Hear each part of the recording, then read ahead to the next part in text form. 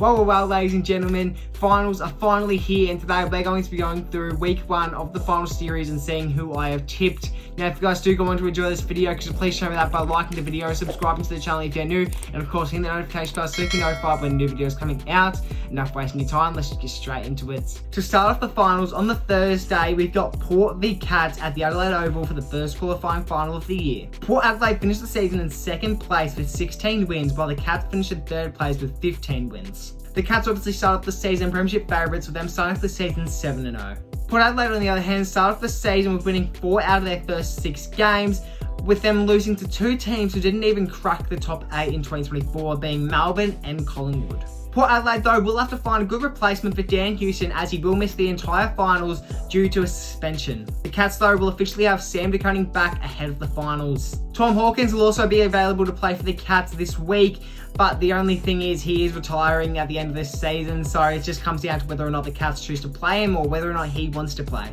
We do need to remember, though, that Port Adelaide did make the top 4 last year and then eventually went out in straight sets. But with it being played at the Adelaide Oval, I think Port Adelaide will get the job done by 30 points and move on to a prelim final. On the Friday, we've got Dogs v Hawks for an elimination final at the MCG. At the end of the season, the Dogs finished in 6th place while the Hawks finished in 7th. At the start of the season, the Dogs had only won 3 out of their first 6 games, while the Hawks only won their first game on round 6. The last time these 2 teams faced off was in round 8, where the Hawks got the job done by 7 points. The Dogs have won 8 out of their last 10 games, and the Hawks have done the exact same. Recently, it has been announced that Will Day will miss this game due to an injury to his collarbone, and officially today, Chad Wingard has announced his retirement, and I find it unlikely that he will play this week against the Dogs. In my opinion, the Dogs have one of the best forward lines in the competition, with them having Aaron Norton, Cody Waitman, Sam Darcy and Jamari Jules-Hagan. And their midfield is just as good, with them having Adam Shalor, Marcus Montempelli and Tom Liberatore. But the Hawks' backline's looking pretty good as well, with them having James Sicily, Jarman Impey and Blake Hardwick.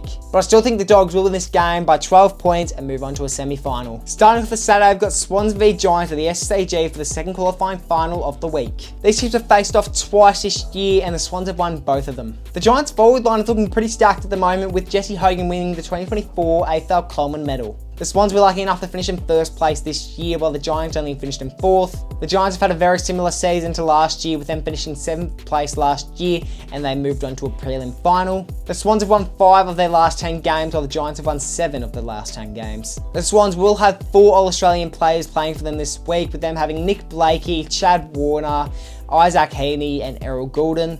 Tom McCartan is also likely to return to the Swans backline this week, with him being out since round 23 due to soreness. The Giants do have a really good midfield, with them having Lockie Whitfield and Tom Green both averaging 30 touches a game. The Giants are coming off a 37-point loss to the Dogs, while the Swans are coming off a 31-point win against the Crows. Just 8 rounds ago, the Giants were sitting in 10th place, and now they're currently in the top 4. The Swans will go into this game favourites, but I think the Giants will come out on top and win the game by 20 points and move on to a prelim final.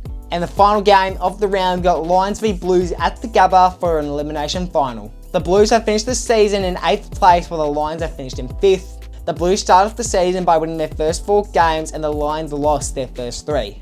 These 2 teams faced off last year in a final series, with them moving on to a prelim final where the Lions got the job done by a margin of 16 points. The Lions will have Jack Payne back in their back line ahead of finals. The Blues will obviously have Harry Mackay back into their forward line this week, but the person who's going to be watching the game from their sidelines is Charlie Curnow. The Blues have only won 4 out of their last 10 games, while the Lions have won 8. The Lions backline is actually looking better than the Blues forward line, with them having Darcy Wilmot, Connor McKenna and Harris Andrews. The last time these 2 teams faced off at the Gabba was in opening round, where the Blues got the job done by 1 point, but obviously both teams have had massive changes in their side since then that will make an impact on this game. Lachie Neale from the Lions is currently averaging 29 disposals a game and is contesting for the Brownlow medal this year, while Patrick Cripps is also playing for the Carlton Blues and averaging 28 disposals, and he is also averaging for this year's Brownlow medal. The Blues have only played at the Gabba twice in the last 2 years, which is why I'm going to have to go to the Lions on this one. And although the Blues did just sneak into finals this year, I just don't see them making it very far, and the Lions will get the job done by 35 points and move on to a semi-final. And that does wrap up this week of tipping. Now, if you guys did enjoy this video, could you please show me that by liking the video, subscribing to the channel if you're new, and of course, in the notification bell so you can be notified when week 2 final tips are out. And I'll see you guys in the next one. Peace.